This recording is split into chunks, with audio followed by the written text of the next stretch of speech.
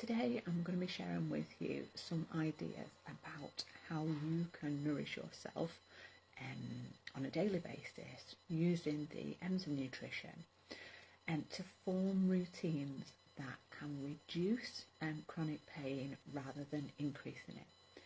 And so what we find in long-term pain conditions, no matter what it is you're experiencing, chronic pain can be as a result of so many different ailments, and once we end up in a position where we have got a long-term health condition and that causes us significant pain, we can find that it affects our mood, so our emotions, our energy levels, and our habits. So I don't know about you, when I'm experiencing long-term pain, take these off, and I have issues with my back, so I've experienced chronic long-term back pain. That would be over 10 years now. Chronic migraines I used to have. I had IBS for decades. All of these kind of, along with the frankel pain is what I used to call it, so the accessory navicular syndrome, that stopped me from dancing, running, walking even at a point for years and years and years.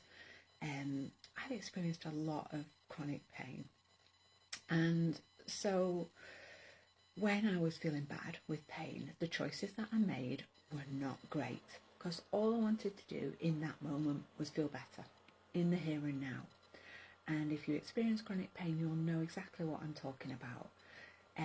We just want to feel better, and we have these ideas that cooking cake will make me feel better, or just have a nice kind of sugary sweet latte thing, that'll make me feel better. Just have a glass of wine, that'll make me feel better. Or just have a bar of chocolate, that'll make me feel better. Or I'm just going to kind of cozy up and just not move for the whole day because that'll make me feel better. Do these things actually make us feel better in the long term? Of course, we know that they don't. And so it's really important to have some kind of routine that we stick to, no matter how we're feeling emotionally and in terms of pain. Now, I'm not telling you to just push through the pain no matter what's going on. I am not saying, yes, you need to get out there and do an hour's run, even if your body is saying no completely. That is not what I'm saying. What I believe that we should do when it comes to routine is to just do what we can at that time. And yes, there are times when we can push ourselves a little bit more, we can grow our comfort zone, we can extend our abilities, but when it comes to routine, even if you just spend 10 seconds doing it, if you do one walk around the house, if you do one thing that takes you less than a minute as part of this routine, you are still showing up, you are still doing those things that contribute towards your long-term pain relief, your long-term health, your long-term stress reduction, your inflammation reduction, the nourishment of your body and mind and soul that are so essential for fighting these chronic pain conditions long-term. So, if you can just maintain consistency around those by doing 1 second even, it tells your brain that you are working on these things and it maintains the habit. Because as you know, when you're not feeling great, it's so hard to get into good habits, and it is so hard to get out of good habits because you're acting emotionally, you are all encompassed by this pain. There are days when I've just felt like I've not been able to do anything, and we're not motivated a lot of these times. We are motivated to get away from pain by reaching for something that makes us feel good in the moment, but we're not motivated to do the long-term stuff. I'm hoping that this is making sense to you. So what we need are habits, those dependable, reliable things that we don't really have to think about too much because we've been doing them every day consistently. And that's what today's live is about, and helping give you some ideas for those routines, those habits that can help you in the long term to resolve your pain, and you don't have to think about them. Oh, okay, I don't know where to start. Because when we've got no energy, when we've not slept because the pain's kept us up all night, and when we're just feeling generally ropey, that is what will keep us going with those great habits. Okay, so the M's of nutrition, they're a really basic way of doing the basics so that we can maintain great habits that nourish us. So I'm just going to run through those, and I'm going to give you some ideas about how we can tailor those to chronic pain conditions. Now, every pain condition is going to be different for the individual, and it can be that we're experiencing more than one. We can end up with a whole flurry of related and sometimes unrelated pain conditions, but most of them start with inflammation, and most of the inflammation tends to start in the gut. So there is a big focus on that when it comes to nourishing ourselves and helping ourselves to heal. But I'm going to start with movement. So movement, one of the key M's in nutrition, no matter what we're trying to resolve in the body, if we don't move, then we make a different set of hormones. And it tends to be a set of hormones that does not reduce pain, it tends to increase pain. So we want to help start making endorphins, these pain-relieving ingredients that circulate within our body to help us manage pain. And when we do a lot of exercise, we release more endorphins, but anything can help. So it's difficult when we're experiencing pain. If you've got frozen shoulder, if you have got something going on with your leg, you're not going to be able to do everything, and that is okay. What I'm suggesting is you do what you can, and like I say, it might be 10 seconds, it might be 1 minute, it might be 10 minutes, but doing something to keep you moving each day is crucial. If you can go for a walk, that really helps. If you can't go for a walk, just doing some exercises using your upper body, that might be lifting some gentle weights, and it might just be simple stretches to get your body out of stasis and into movement mode. I recommend that we do 6 minutes is the ideal, and you can do that in between doing other jobs, in between remaining stationary. But we need to keep our body moving regularly to help regulate our blood sugars, because our sugars have an impact on inflammation, and inflammation has an impact on pain. So stretching is great to keep our muscles supple so that we don't end up feeling rigid. When I used to suffer with back pain, I would hold myself really tight to avoid experiencing that pain again, stopping my muscles going into spasm. But what it really wants is for my whole body to be relaxed, and exercise and stretching can do that. It can get us into relaxation mode. Using things like massage. If you're not feeling up to exercise, just simple massage nourishes ourselves in so many ways, and there are some amazing oils and balms and sticks and things out there that we can use that actively reduce pain and inflammation. If you're interested in those, give me a shout. The Blueys is fabulous in so many ways. So next is mindset. I've already spoken about how we tend to reach for the wrong things and do the wrong activities if we are of the mindset of, oh, this will make me feel better, this will make me feel better, and reaching for the wrong things. So that's part of mindset work. What beliefs we have around pain, our values, our thoughts, will all impact how we experience pain as well.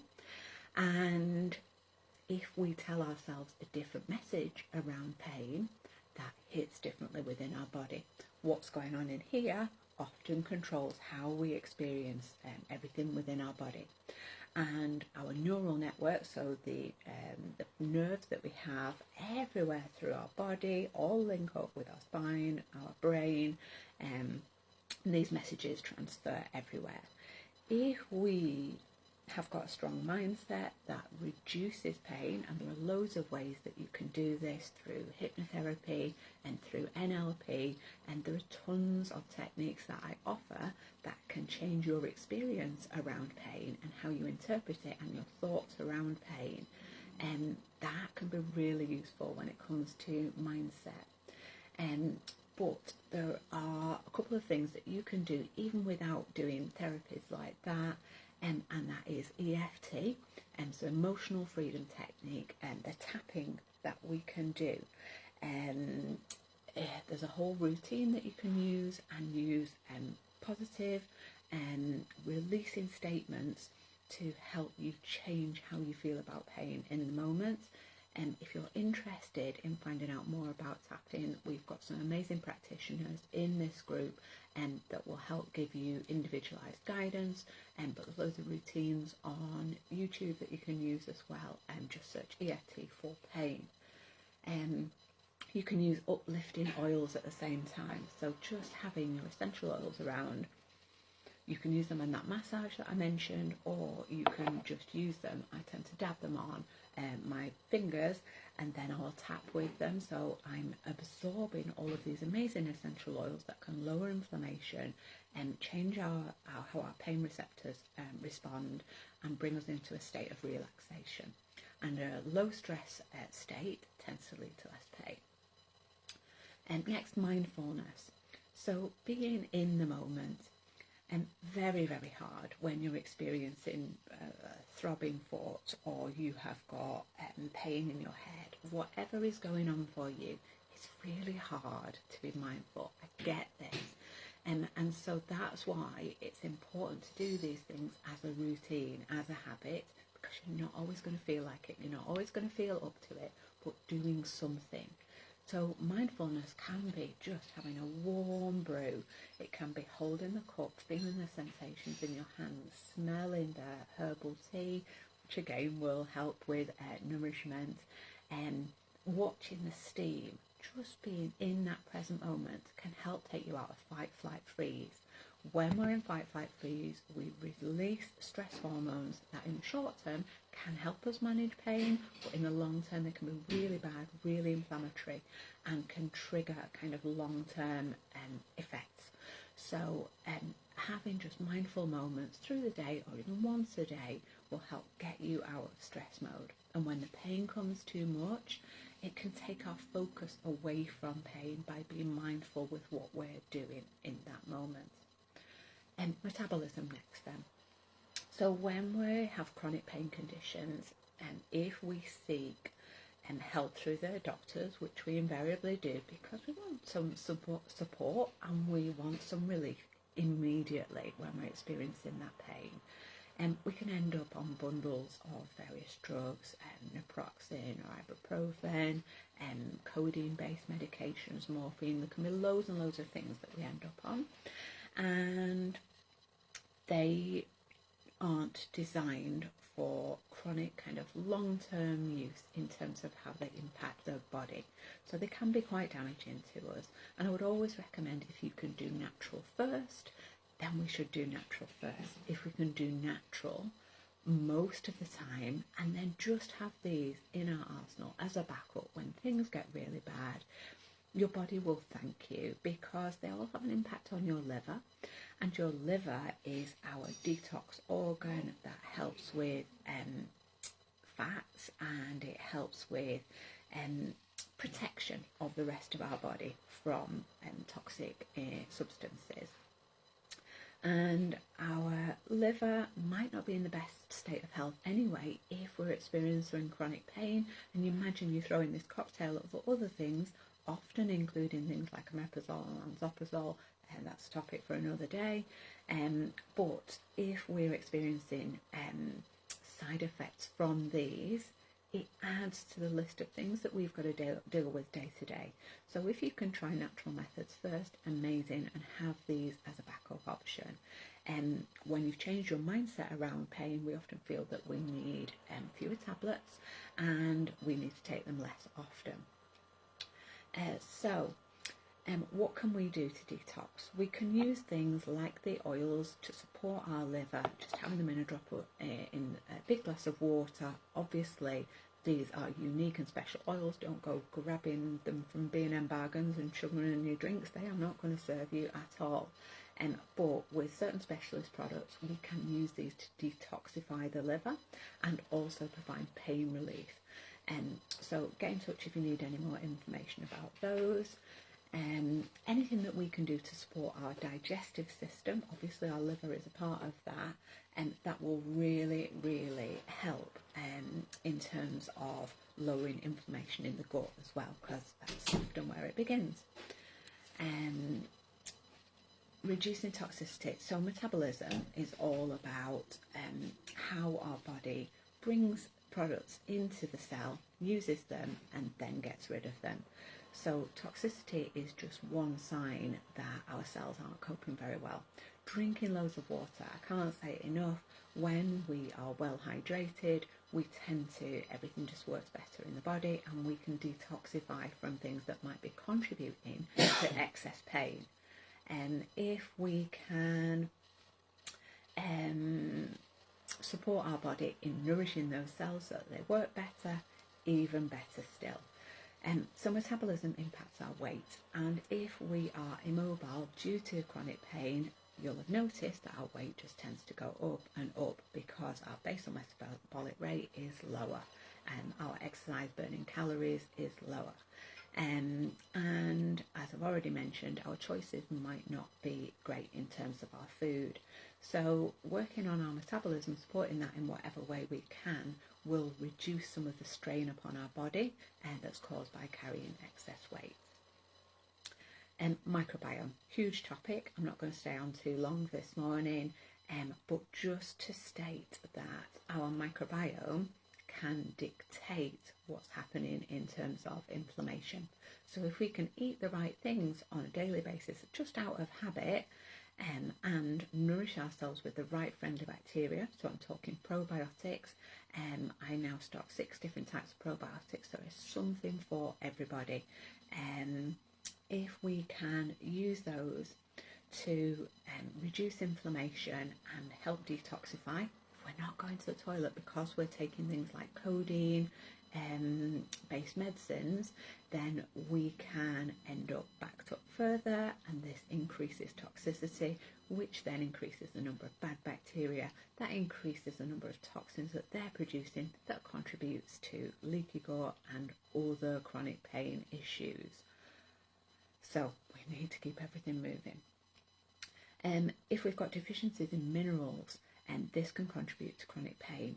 So magnesium being a huge one. If you're not already taking magnesium and you experience chronic pain, please do try it. There's loads of different forms out there, loads of different strengths, and get in touch with me to book your supplement consultation so that I can tell you what kind of thing is likely to be best for you.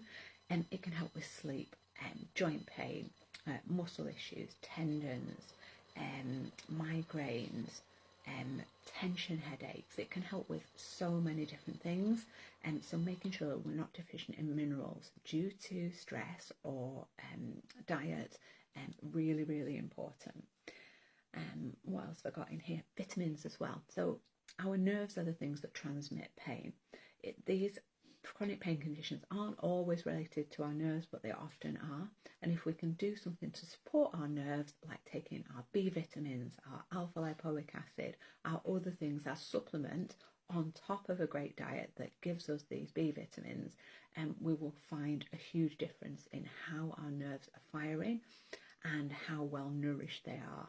So any kind of sciatica, other kind of nerve issues that you're aware of, neuropathy, things like that, they're all going to benefit from these vitamins. And then finally, self-love. So me is the last one, although it should be the first thing that we use when we're using the M's in nutrition to heal ourselves, because if we don't love ourselves, we are never going to do these things in a habitual way, because we don't care enough about ourselves, our body, our minds to do the work. And there is going to be a little bit of work, but it's totally worth it. And so doing things day in, day out, no matter if you feel like it, is a sign of self-love and self-care. And you do it because you care about you. There's loads of ways that you can enhance self-love, but that's a video for another day. So I'm hoping that you found these things useful. I've included on my previous post some ideas about routines. A good morning routine, a good bedtime routine will serve you so well when you experience chronic pain conditions, because we need sleep to heal our nerves, to heal our joints, to heal our muscles, and we need sleep. So there's a couple of ideas about how we can get better sleep on there. We need a good morning routine. So if we've maybe not slept well, it's so easy to just spend the day lounging in bed, because we don't feel up to doing anything. We're still constantly tired.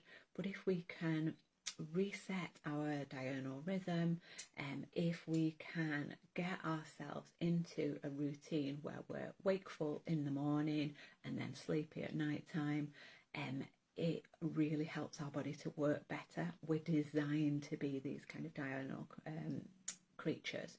So give us a shout if it's raised any questions for you, if you've got any specific things that you want me to talk about during this month, and I'll be happy to do that. Thank you to everybody who's joined me, and thank you so much, Julie, and thank you, Jackie. I appreciate you lots.